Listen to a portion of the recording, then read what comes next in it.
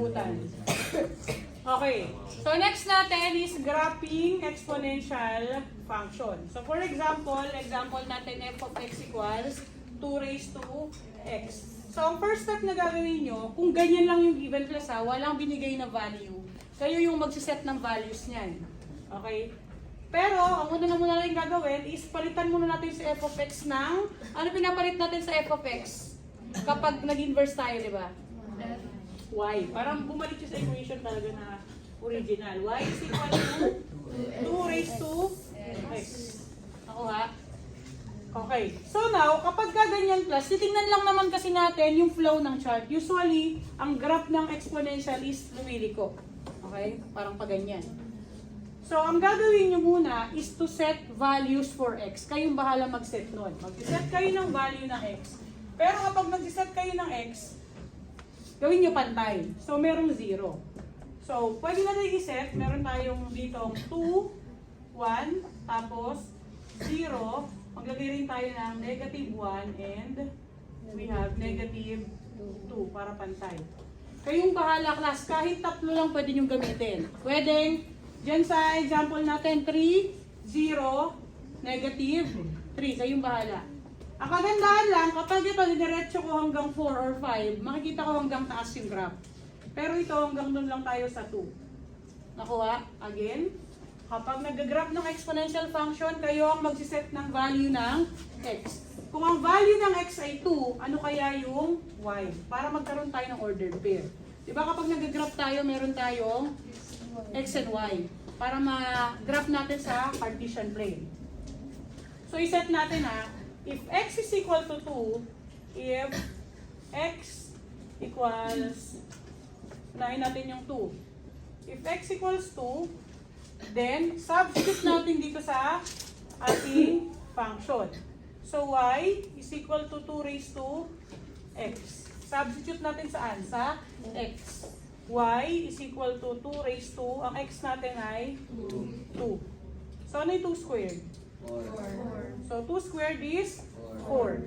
So, ito yung ating y. Ibig sabihin, kapag x ay 2, y is 4. So, ano ka-partner ni 2? Y is 4. So, may ordered pair ka na una. We have 2 and 4. Maliwanag?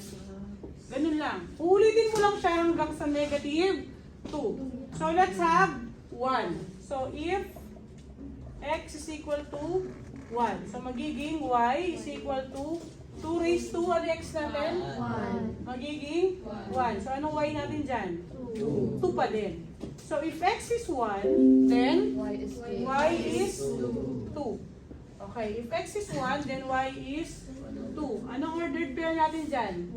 1 and 2. 2 and niligraph natin. Nakuha? Next, we have 0.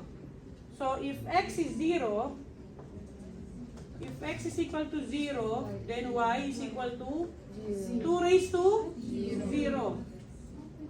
2 raised to 0 is? Any number raised to 0, ano sagot? 1. So, if x is 0, y is 1. So, if x is 0, y is 1. So, meron tayong 0 and 1. Okay. Next natin. If x is ano na? Negative 1. If x is negative 1, y is equal to 2 raised to, ano yung ginagamit natin palagi 2 raised to negative 1. Kapag negative exponent class, anong ginagawa? Binababa natin. 1 over 2 raised to 1. So ano siya? 1/2. Tama? So ano yung 1/2? So meron tayo dito x, negative 1, siya ay 1/2. Paano siya, ano si 1/2 sa decimal? 0.5. So mas madali i-graph yun. No? Mag-tantiometer na lang tayo. Estimate. 0.5 kalahati ng 1. Tama? So we have negative 1 and 0.5. Last one. If x, so ito yung una natin negative 1 and then y is 1/2. Last one, if x is equal to negative 2, y is equal to, ano yan? 2 raised to negative 2. Anong gagawin natin?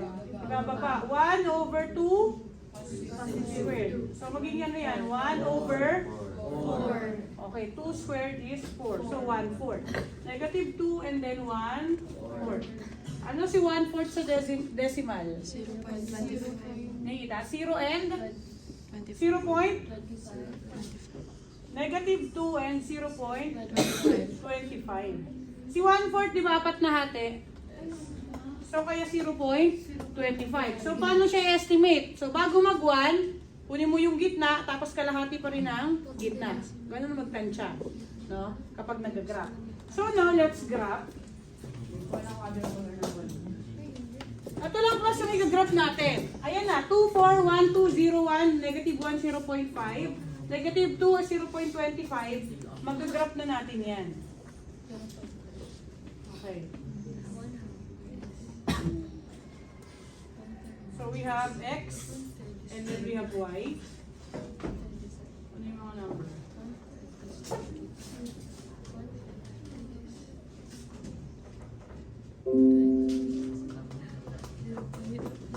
Okay, for example yan. Ang una natin i-relocate class ay si 2 and 4. Saan tayo mag-start? Sa 0. So 2, at di ba lagi ang X itong laging Y? So X, 2 and 4. So 2, under ka lang ng 2, positive, papunta sa kanan. 1, 2, and then 4. Angat or bababa? Angat, positive. 1, 2, 3, 4. So nandito si 2 and 4. So lalagyan nyo ng label. Okay, kahit sanay naman kayo walang label. Okay. So 2, 4, pantay ba? Ano ba yan? Suka natin. Dito si 2, 4. Again, 1, 2, and then angat ng 4. 1, 2, 3, 4. Okay, next naman natin ay si 1 and 2. Positive 1, and then positive 2. Paangat, 1, 2. So this is 1 and 2. Nalagyan ng label. Next, 0 and 1. 0, hindi na ako andar. Kasi 0 lang, di ba? Tapos aangat na lang ako ng 1. 0 and then 1. Nandito si 0 and 1. Nakasunod? Yes. Next. Negative 1 and 0.5. Kasi negative 1. Ito. 0.5, aangat lang ako ng ano? Konti. Kalahati ng 1. Ito yung 1, no? Kalahati lang. So, nandito lang siya. Nakasunod? Yes. Negative 1 and 0.5. Nakikita nyo na yung flow? Nakita nyo na yung flow? Okay. Next natin is negative 2 and 0.25. So, negative 2. Ito yung negative 2. 1, 2. Negative 2. And then we have 0.25. So, kalahati ng kalahati. So, nandito siya. Tama? Yes. Ito kalahati na to eh. Di kalahati ng kalahati. So, this is negative 2 and 0.25. Ayan na. Nakita niyo yung flow? Yes. Imagine class, kung kumuha pa ako ng 3, bandang dito pa, no? Makikita niyo yung flow talaga pag ganun. So, ayun yung graph ng, kukonect niyo na lang yung line para makita niyo yung flow ng graph natin. Ayan. Ayan class ang graph ng exponential. Ganyan lang siya. Nakuha? Okay. So, ganyan mag-graph ng exponential. Magsiset lang kayo ng value ng x. Tapos, substitute or evaluate para makuha nyo si y. May question dito? Kasundan nyo? Okay, so, ayan. Yun lang sa exponential function. Okay na yun.